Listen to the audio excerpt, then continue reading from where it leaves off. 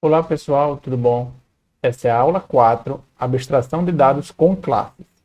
Nesta aula a gente vai começar a conhecer as classes de Python, sendo que a gente só vai usar as classes como abstração de dados. Isso aqui eu vou destacar aqui e eu vou frisar mais de uma vez, porque o conceito de classes está ligado à programação orientada a objeto, que é outra coisa, certo? A gente vai ver aqui classes como uma ferramenta e como uma forma de simular a abstração de dados, que é uma coisa um pouco mais simples, ok? E aí o procedimento vai ser o de sempre. Vamos ver um exemplo que vai ser uma motivação para utilizar esse novo recurso. Vai ver como eu defino isso na linguagem e vai ter um exercício para exemplificar. Vamos lá? O problema é: implemente um programa que recebe o nome, a matrícula, as notas das duas unidades e as faltas de 50 alunos em uma disciplina. O programa deve calcular, e aqui eu nem coloquei o que é para calcular. Por quê? Qual é o problema desse enunciado? Isso aqui não é nenhuma novidade. Eu sei lidar com isso aqui. A gente consegue lidar com isso aqui. Mas para escrever aquele programa, eu tenho dois desafios. Um desafio é receber uma quantidade enorme de dados. A gente tem 5 informações, nome, matrícula, 2 notas e faltas, de 50 alunos. Eu teria que digitar 250 valores para testar esse programa. E como sempre, se você está fazendo um trabalho braçal no seu programa, provavelmente você está resolvendo ele do jeito errado. Há de existir uma forma mais sofisticada de fazer isso. Esse problema aqui, a gente não vai resolver hoje, certo? Eu já adiantei ele aqui porque ele vai ser o tema da próxima aula, da aula seguinte. A aula de hoje vai resolver um outro problema, que é um pouco mais sutil, que é o de armazenar os dados no programa. Olha, o que é que a gente conhece hoje de mais eficiente para armazenar dados? Muitos dados. Matrizes, né? Só que matrizes são estruturas de dados homogêneas. O que isso quer dizer? Ela só armazena dados do mesmo tipo. Sendo que o que a gente tem que receber no nosso programa são de diferentes tipos. Os nomes vão ser strings, né? Vão ser textos. As matrículas tanto pode ser string quanto pode ser de repente um inteiro. Não vejo por que não. As notas são números reais e as faltas são números inteiros. Então vejam, tem vários tipos de dados aqui e a minha matriz ela não consegue armazenar tudo de uma vez só. Mas ainda assim, tem como resolver esse problema? Tem. Eu posso usar um vetor para armazenar cada dado desse de todos os alunos. Então, eu vou ter um vetor de 50 posições para os nomes, um para as matrículas. Posso ter um para a nota 1 e outro para a nota 2, ou eu poderia ter uma matriz para as duas coisas, e posso ter mais um último vetor para guardar as faltas. Isso é realizável. E fazendo desse jeito, como é que fica o código? Aqui destacado, eu tenho uma declaração desses vetores e matrizes. Eu tenho um vetor para nomes, de 50 posições, para matrículas de 50 também. Notas, eu criei uma matriz, 50 por 2, e faltas, ok? Então, esse código cria os meus vetores. Já esse código, dentro do for aqui, 50 repetições, eu vou receber todos esses dados, nome, matrícula, nota 1, nota 2 e faltas, do usuário que ele vai digitar, certo? Então, eu pego do usuário, divido e coloco aqui. E, por fim, eu coloco esses valores no vetor. Então, tudo na posição i, né? Então, a gente tem a ideia de que a posição i é o que marca um certo aluno. Então, aqui eu pego o nome do aluno, coloco em nomes na posição i, matrículas a mesma coisa. Coloquei um comentário aqui para dar a ideia de que é uma string, então não precisa converter. Aí notas, eu tenho a primeira nota e a segunda nota em colunas diferentes da matriz e as faltas que são inteiros. De novo, a gente conseguiria resolver dessa maneira. Qual é o problema dessa resolução? O problema é que em uma única entidade, ou seja, um aluno, a entidade aluno, ela é armazenada em múltiplas variáveis. Ela tem essa cara aqui, olha. Então, eu tenho os vários vetores aqui. Aqui eu separei como se fossem 2 vetores, mas só para ficar mais simples. E aí eu tenho que uma certa coluna dessa matriz artificial, né? Isso aqui são variáveis independentes, cada um é um vetor independente. Então, se eu fixar um certo i e acessar os diferentes vetores, eu consigo recuperar as informações de um aluno. Então, João, da matrícula 321, tirou 8,8 na primeira prova, 6,6 na segunda e teve 4 faltas. Mas isso não é legal, gente. Não é legal porque essa abstração de dados que a gente tem, ela tem baixa coesão. No encontro síncrono, a gente vai gastar um bom tempo para discutir conceitualmente o que é abstração e o que significa coesão, certo? Mas, de forma resumida, essa solução, ela dificulta o entendimento e dificulta a manipulação, certo? Eu tenho que mexer com várias variáveis, eu tenho que, na minha cabeça, perceber que tudo está conectado por um certo índice. E isso é muito frágil. Isso não é fácil de pensar, de entender e nem é fácil de trabalhar, ok? A solução que a gente quer, ela tem mais ou menos essa cara. Eu não quero pensar que um aluno é um índice de vários vetores.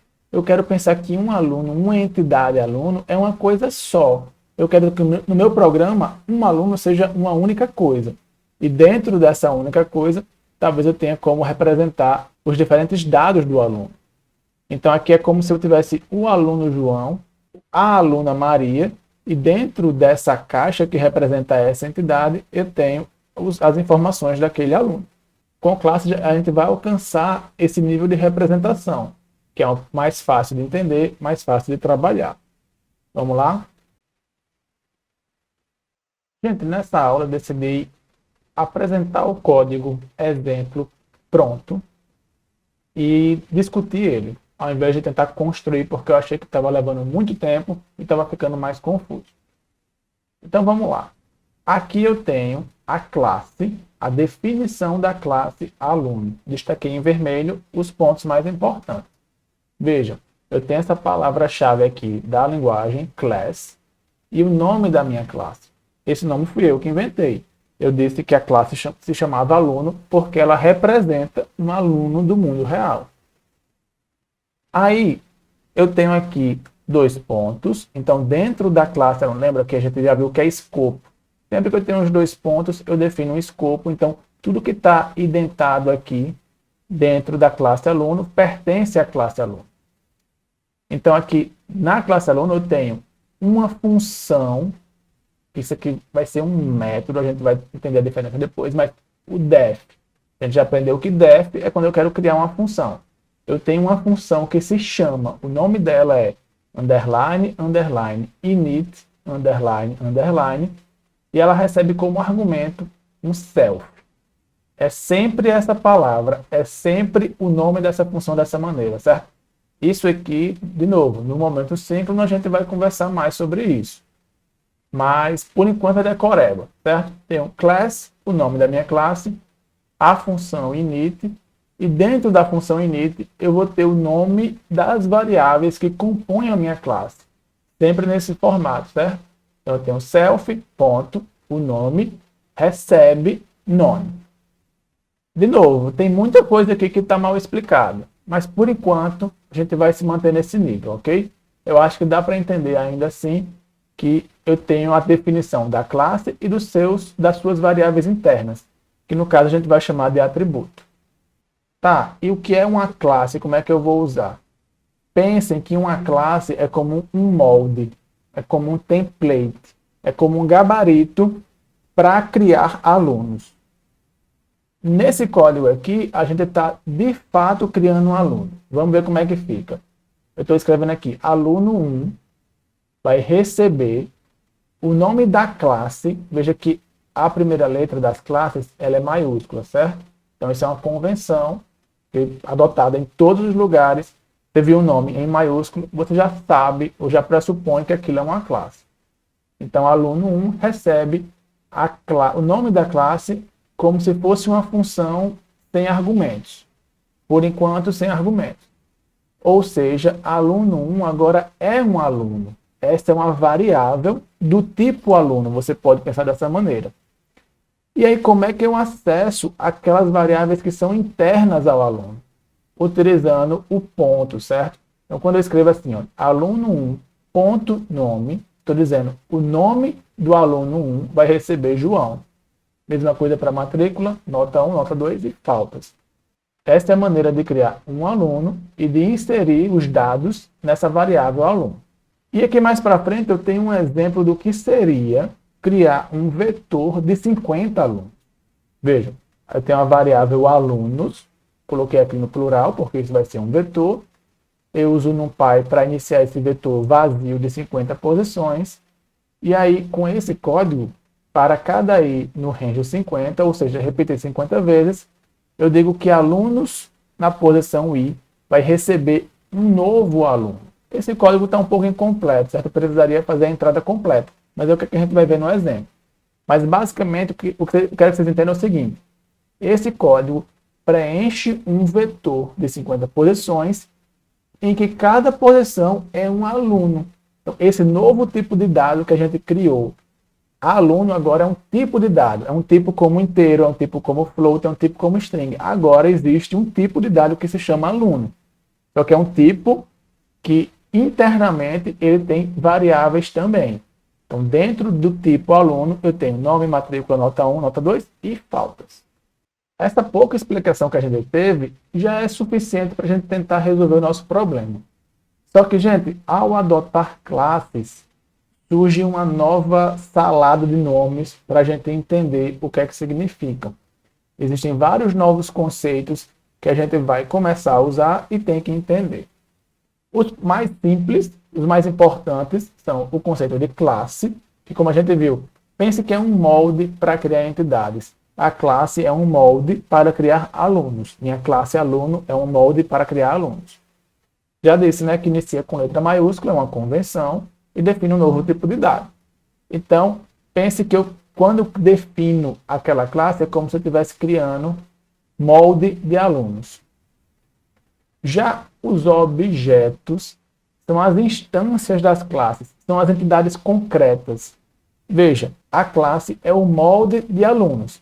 Só que aluno, o aluno de verdade, ele é um objeto dessa classe, certo?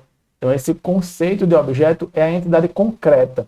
E uma coisa que é extremamente importante e que diferencia essa solução da anterior é que os objetos são independentes entre si. Então, quando eu falo do aluno João e da aluna Maria, eles são coisas independentes. Cada um é uma entidade separada. Antes, quando eu tinha um vetor de nomes, um vetor de matrículas, um vetor de notas, eu meio que tinha aqui uma dependência entre todo mundo.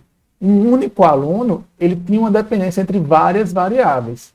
E essa dependência, ela tem algumas consequências negativas. Com objetos, cada entidade ela é separada. Uma coisa é a entidade João, outra coisa é a Maria, outra coisa é a José.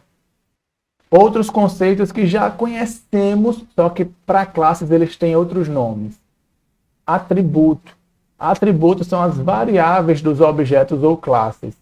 É aquela mesma ideia de variável que você sempre teve. Mas quando aquilo está dentro de uma classe, a gente chama atributo.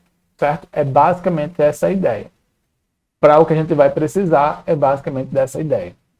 Os atributos são definidos no construtor da classe. A gente vai ver o que é o construtor da classe já já. E uma classe pode ter qualquer número de atributos. Os atributos podem ser de qualquer tipo. Ou seja, dentro de uma classe eu posso ter qualquer tipo de atributo em qualquer quantidade.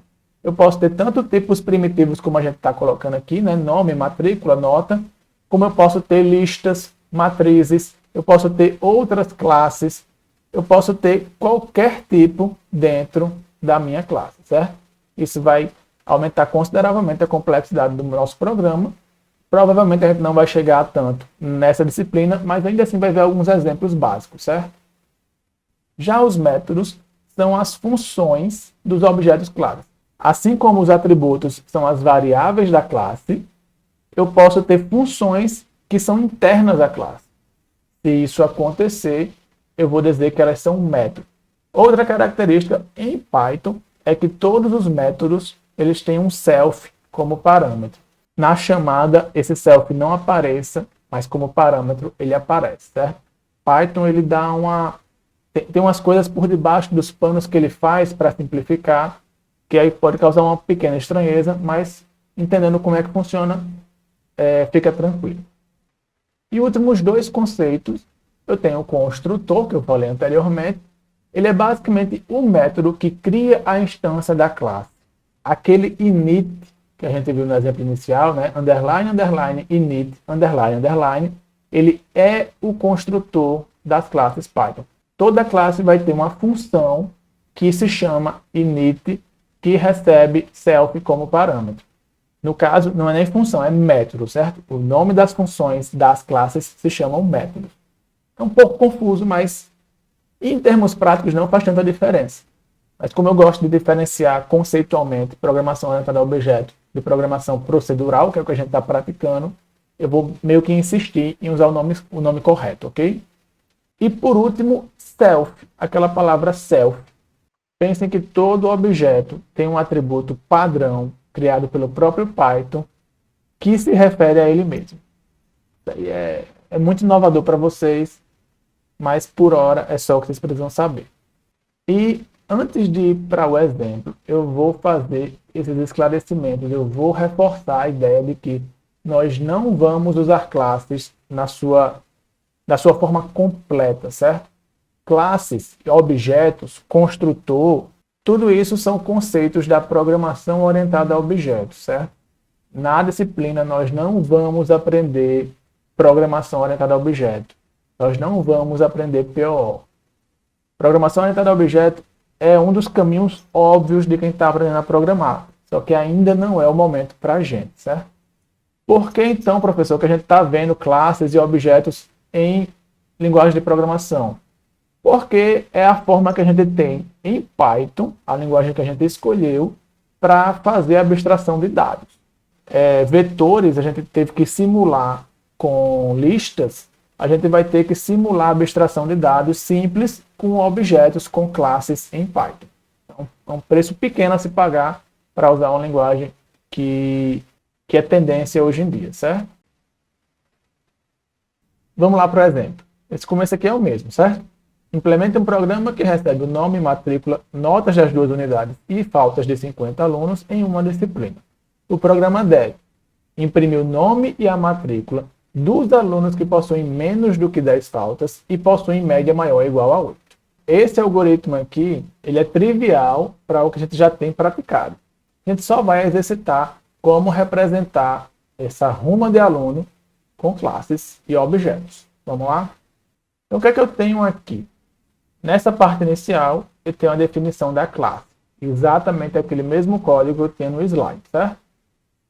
Classe aluno, a função init, ou melhor dizendo, o método construtor da minha classe. E o código desse método tem, basicamente, self. O nome do atributo, lembra, as variáveis da classe são atributos, recebendo o nome. É tudo que a gente precisa aprender por enquanto. Então, definir a classe. Agora eu vou usar essa classe no meu programa. Então, esse aqui é o programa principal, certo? O que é que eu fiz aqui? Ao invés de criar um vetor, eu criei uma lista mesmo, certo? Nesse problema aqui vai ser mais simples. Então, eu criei uma lista de alunos e aí vou colocar 4 alunos aqui dentro. Coloquei 4 para a gente facilitar nos testes, ok? Não tem que colocar 50. Mas bem, o que é que ele faz dentro desse for que vai repetir 4 vezes? Recebe nome, matrícula, nota e faltas do usuário, quebra essa entrada aqui, e aí, cria um aluno, isso aqui é instanciação da classe, ou criação do objeto, certo? É nessa linha de código que aluno é instanciado, que aluno passa a ser uma coisa concreta no meu sistema, no meu código. E aí, a partir desse ponto, eu posso acessar os atributos internos do aluno. E aí, veja que eu basicamente faço a cópia do valor que foi dado como entrada para o atributo correspondente do meu aluno, usando essa notação, certo? Tenho que converter aqui as notas, converto aqui as faltas, nome e matrícula são strings normalmente. Gente, quando eu acabo esse código aqui até a linha 20, meu aluno, essa variável aluno, ela é do tipo aluno, ela é uma instância da classe aluno, E aí eu insiro esse cara na minha lista de alunos. Isso aqui encerra a entrada de dados, né? Veja que isso aqui encerra. Na linha 26, eu tenho uma lista de alunos em que cada posição é um objeto do tipo aluno, e dentro de cada objeto desse eu vou ter nome, matrícula, nota e faltas. Todos os dados estão ali dentro, ok? Agora eu começo o processamento. O que é que eu vou processar? Eu basicamente tenho que verificar quais alunos satisfazem aquela condição, que é tem menos de 10 faltas e tem média acima de 8, 8 ou maior. Como é que eu resolvi esse problema? Aqui, gente, eu criei uma nova lista, que eu chamei de alunos filtrados. Não é um nome bonito, mas eu queria reforçar a ideia de que essa nova lista é um filtro da primeira. É uma seleção da primeira. Eu tinha a lista completa, só que eu quero selecionar alguns deles para compor a nova lista. Então, eu usei esse termo filtro, que é um termo que é comum nessa operação. Talvez a gente tenha espaço na disciplina para conversar um pouco sobre isso. Talvez. Mas vamos lá. Então, criei essa nova lista aqui vazia. E aí, veja como essa leitura é muito mais natural.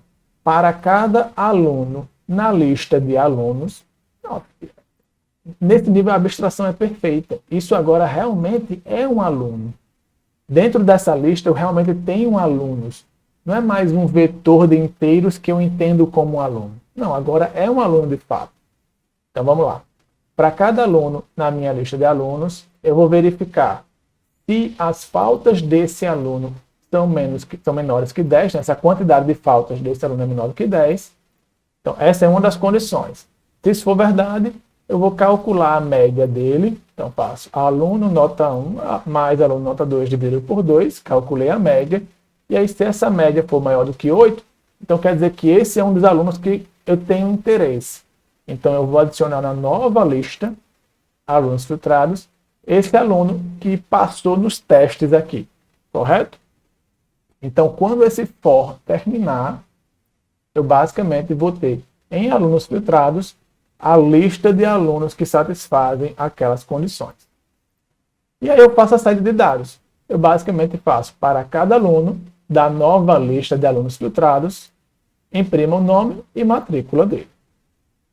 Vê como o código fica mais simples, fica muito mais intuitivo, de ler e de entender. Se não fosse assim, eu estaria trabalhando com 5 vetores, comparando um índice aqui e ali toda hora. Ia ser muito mais complexo, muito mais difícil de entender. Mas, só para finalizar, vamos testar, certo? Eu separei um caso de teste aqui. Eu tenho um caso de teste que é a entrada. Então, esses alunos aqui, olha. Então, Hugo tem matrícula 1, 2, 3, ele tirou 8, 9 e tem 4 faltas. Então, ele tem média acima de 8 e ele tem menos de 10 faltas. Eu quero que apareça no final Hugo 123, né? Nome e matrícula. José tem uma boa média, mas faltou muito, então não vai aparecer. Maria tem uma média 8,5 boa, menos de 10 faltas, show. Maria deve aparecer. E Joana, ela tem uma nota baixa. Tem 0 faltas, mas tem nota baixa, então não é para aparecer. Saída esperada, Hugo 123, Maria 121, que é nome e matrícula dos alunos filtrados. Não sei se vocês sabem disso aqui, mas dá para copiar aqui. Vou rodar meu programa. Aqui não tem nenhuma mensagem de orientação, né, no input.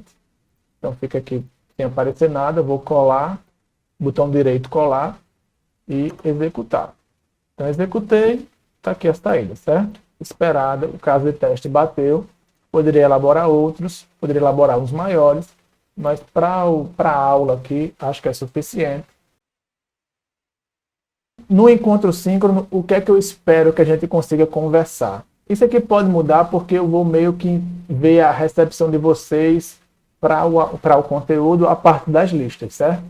Mas a minha ideia é conversar sobre aquele tópico que ficou faltando e que é importante, então, melhores práticas na escrita de funções, e aí sobre esse conteúdo conversar sobre o construtor, explicar melhor o que é isso, entender o que são métodos e o self, qual é a ideia do self, e vai ver casos de relacionamento entre classes, certo? Eu acho que isso aqui a gente consegue cobrir. Esse último ponto aqui dificilmente daria tempo, mas seria a continuação imediata do conteúdo. Seria a continuação óbvia do conteúdo, um assunto que eu acho bem bacana de discutir também, certo? São as operações comuns sobre listas de objetos, certo? Então agora a gente está trabalhando com objetos, que são instâncias de classe. Esse tipo de operação aqui, elas são extremamente úteis e é bom ter uma noção mínima sobre elas. Mas é isso, gente. Como eu disse, vou medir aí a recepção de vocês em relação a esse novo conteúdo.